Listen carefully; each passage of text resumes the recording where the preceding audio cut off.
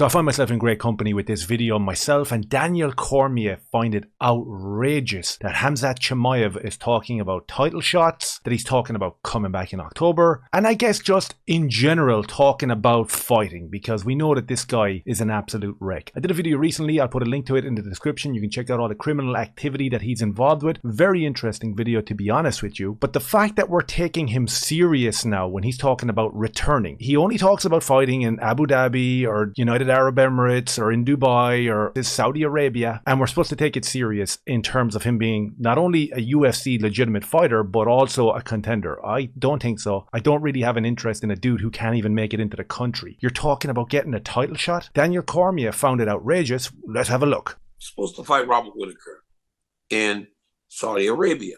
He said he's looking to come back in October.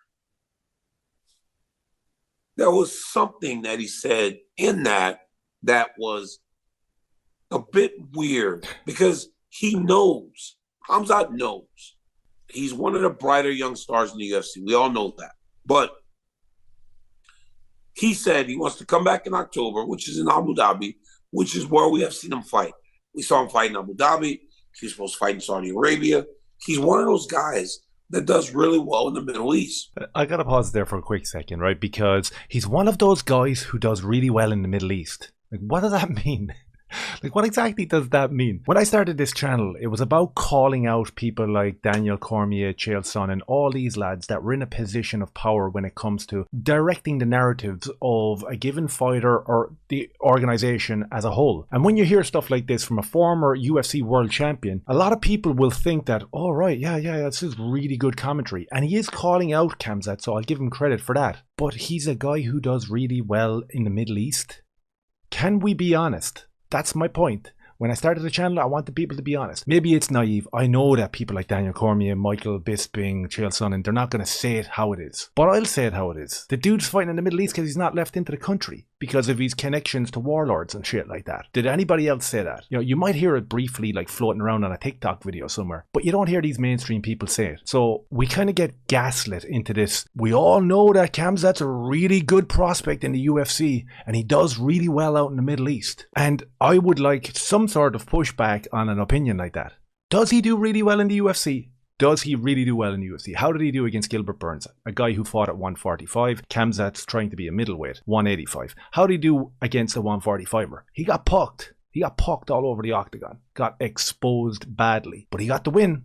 Randomly, he got the win. How did he do against Kamaru Usman, who was a 170er? After Khamzat bulked for months to become a middleweight, this guy rolls off the couch on a week's notice and goes in there and exposes him again. And that one was even more contentious and weird than the Gilbert Burns one. And after that, he pulls out of Paulo Costa, Robert Whittaker, like 25 other different fights he pulls out of. Weird sickness, weird mental health issues, weird statements.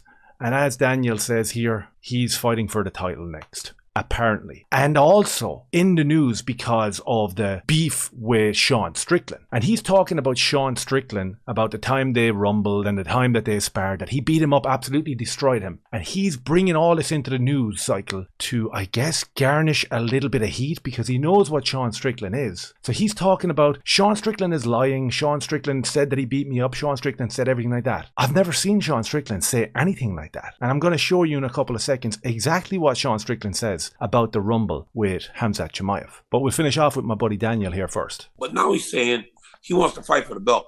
Guys, this is where Khamzat loses me, if I'm being completely honest. I think him asking for a title fight in October is actually crazy. Look, him... I agree. Crazy.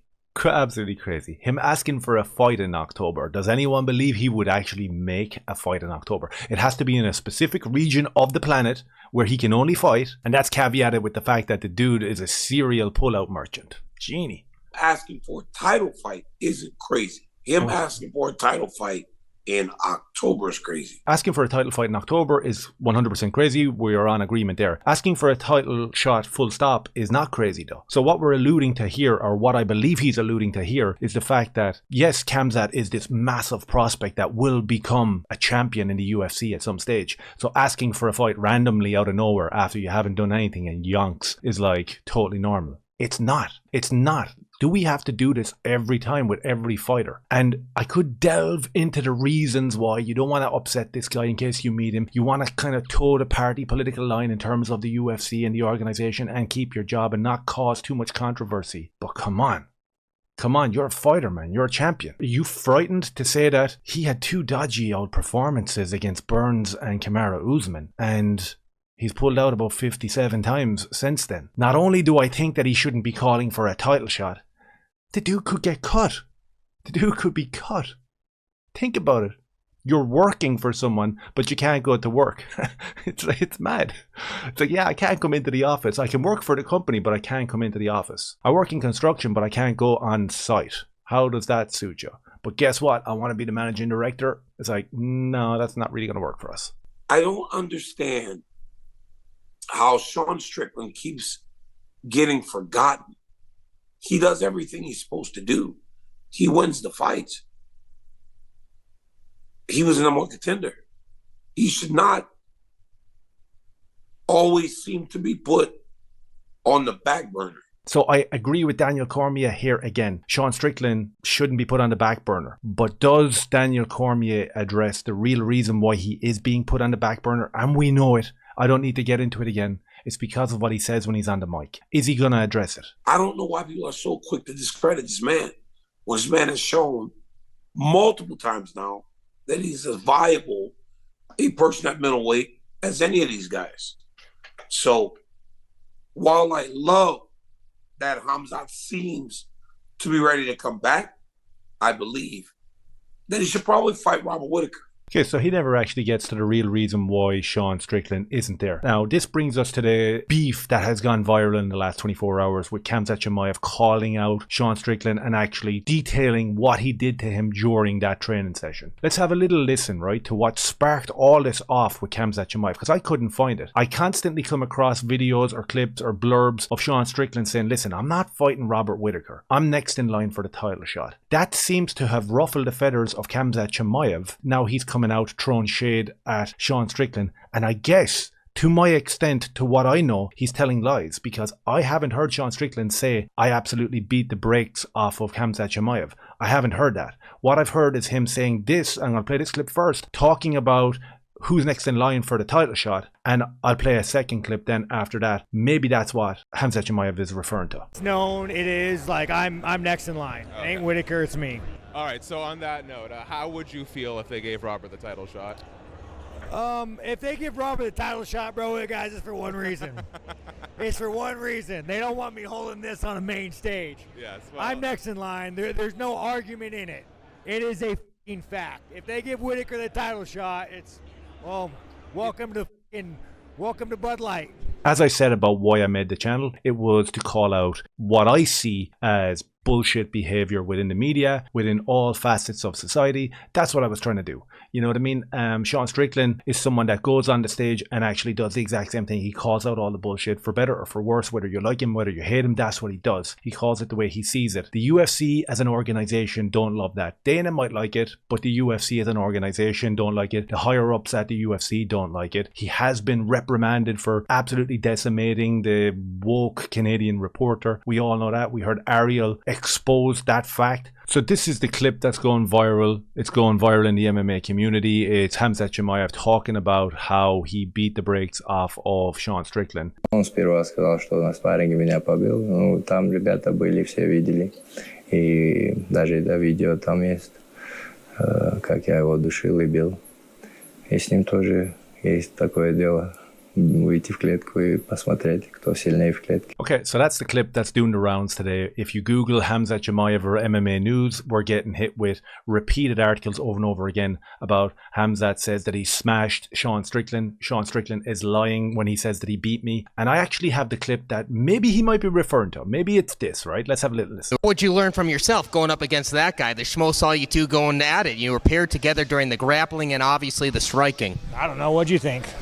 Well, I thought he was good competition. Yeah, what did you think, though? Well, I thought you both learned from each other. What did you think, though, watching? Well, I think you held your own standing, but on the ground, he does what he does. Did he fuck me up on the ground? I want your honest opinion. Tell me. He made you tap a couple of times. The Schmo saw it, but do you want the world to know this stuff or what? You could tell the world. Listen, guys, jiu-jitsu, I do the fucking man game, the fucking man dance. I'm not trying to fucking take you down and put my in your face or give you an aggressive hug. I'm trying to do the fucking man dance.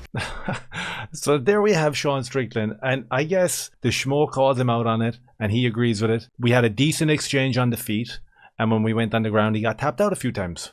So I don't see any lies coming from Sean Strickland in terms of I beat the brakes off of Khamzat and now Khamzat is all mad and he wants to come back in Abu Dhabi and he wants to get a title shot, and all of a sudden he's making headlines calling out Sean Strickland for that sort of beef. It's like, no one's interested, bro. No one's interested. Everybody lost interest when you started bailing out of fights. We heard Sean here be as honest as he can in terms of being on the feet. I think that Khamzat definitely suffers with cardio issues. So if they were to fight, if Sean Strickland makes it through the first 60 seconds, I think that Sean Strickland wins it. You know, because we saw this dude get rocked all over the octagon by a 145, 155 or 170 or whatever you want to call it. With Sean's style, if he can withstand, as I said, the first 60 seconds, then, you know, that's a decent fight for Sean Strickland. In terms of Khamzat Chimaev and being a prospect and coming back getting a title shot, yeah, I think he could be a champion. No problem whatsoever. If UFC fights lasted for 60 seconds. If UFC fight lasts any longer than 60 seconds, then he ain't going to be a champion. I think that it was a telling tale that he was out calling out Sean Strickland for some made up bullshit beef. It was very interesting that Daniel Cormier called him out for his outrageous and weird and outlandish and crazy statements of, I'm coming back getting a title shot. Let me know if you think that he should come back and get a title shot. Let me know if you think how it would work out if he actually jumped into the octagon with Sean Strickland, or whether you think Sean Strickland should be fighting Robert Whittaker. Let me know down below. Cheers.